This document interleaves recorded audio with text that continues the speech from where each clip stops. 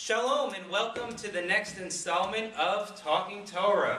I'm here with Rabbi Charles Klein. And I'm here with Rabbi Ravid. And we are in the Center for Jewish Life today, the spot of our very famous picture that we took that ended up in Newsday, celebrating the Merrick Jewish Centre and the ways that we're bucking the trends. That's right. So we thought we would continue to buck the trend. And if you would be so kind as to spread the word that Talking Torah is now coming out every week, share that news with your friends because we want to see what? Hits! We want hits on YouTube. That's right. I want to begin talking about this week's Parsha, Vayetze.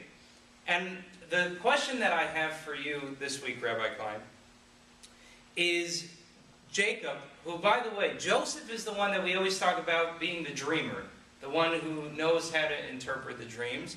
But Jacob actually is a man of dreams. And we see in this week's Parsha Vayetze that Jacob has two dreams. The first one is the more famous, the more well-known story of the ladder, the angels going up and down to heaven. But a lesser-known dream actually comes later in the Parsha in chapter 31, verse 10, where Jacob has a dream about how he can trick Lavan. Or outmaneuver him. Him. I mean, Jacob has now spent a good deal of time with Lavan. Lavan is the famous deceiver, clever, manipulator. Jacob has to prove that he can outmanipulate and outmaneuver the maneuverer. Right. And he really is able to do that. Right. And, I happen to love both dreams. I think they both are really incredibly important. That first dream, because we always talk about the dream of the ladder and the idea of God saying to Yaakov, to Jacob, that by that ladder I am saying to you, you have the capacity to climb higher in life. You didn't start off so well, Jacob. You didn't start off so well. There are questions about who you are and what you stand for, but that is not the end. That's not the last word about who you are, Jacob. You can climb higher. You can grow towards what is godly. So here he finds himself, right? He's with Lavan, and he's found the love of his life, his Rachel, and he's had children, and he's become, in a sense, a little bit too much like Lavan. He's dreaming about how he can outmaneuver Lavan in business. And that's when God says to him, after that dream, God says to him, here, Jacob, okay, in chapter 31, verse 13, I am the God of Bethel, where you anointed a pillar, and where you made a vow to me. Jacob, I'm the God that gave you that dream about the ladder, and you thought it was a big moment, and you knew it was a big moment, and you made that place special. Now, get up, arise, and leave this land and return to your native land. And I think God is saying to him, Jacob, I don't like your dreams. I wanted you to dream big. I wanted you to dream big, and you're dreaming about, going up, and you're dreaming about how to outmaneuver this guy Lavan. More is expected of you. Time to go back to your land where you can return to be the kind of person I wanted you to be. Right. Why would Jacob have to have these dreams, we would think? Because he shouldn't have to outmaneuver Lavan. God promises him.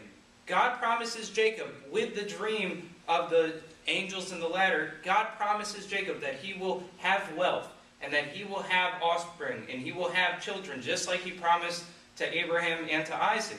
Jacob shouldn't have to be worried and stressed out by the issues that Lavan is presenting to him. But he is, and so I think you're absolutely right, that God is saying, no, focus on the godliness. Focus on my promise to you.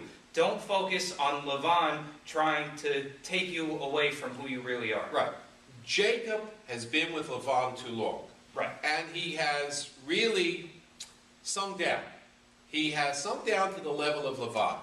Which, is going to happen. When that's the kind of person you spend so much time with, it's only natural that in the give and take of life, in the attempt to somehow succeed, at least from what that means in this context, you're going to be dreaming about things that just are unseemly for Jacob to be dreaming.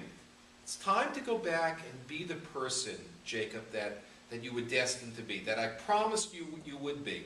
And yes, I know Lavan has taken you down. That's why I want to rescue you and bring you back up. Yeah.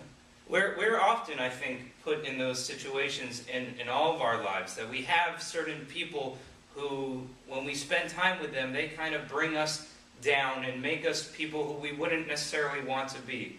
We know that we can be better, but for some reason when we spend time with these people, they make us someone who we're not really so proud of.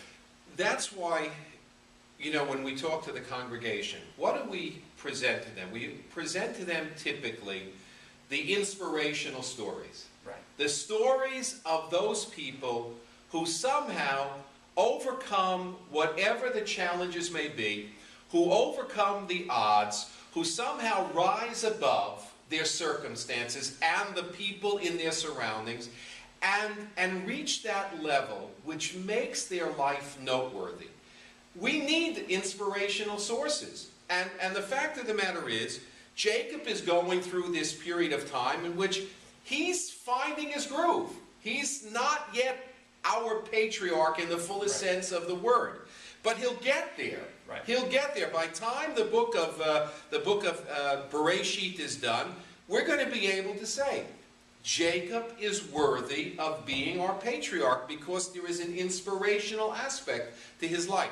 It's emerging, and next week we'll be able to talk about how it more fully emerges and remains his persona for time to come.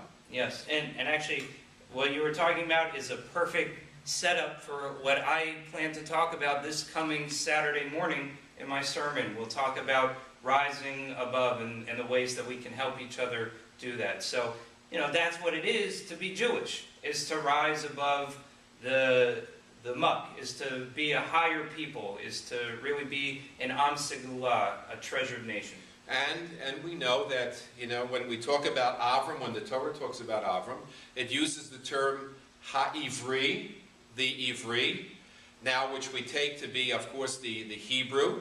And what does Ivri mean? It means the person who's on the other side, right? Who's not going along with the crowd, who's not going along with the majority, the person who is unafraid to stand his moral ground, his ethical ground, because he believes that's what God expects him to do, even if it means being the recipient of scorn and indignation on the part of people of his time.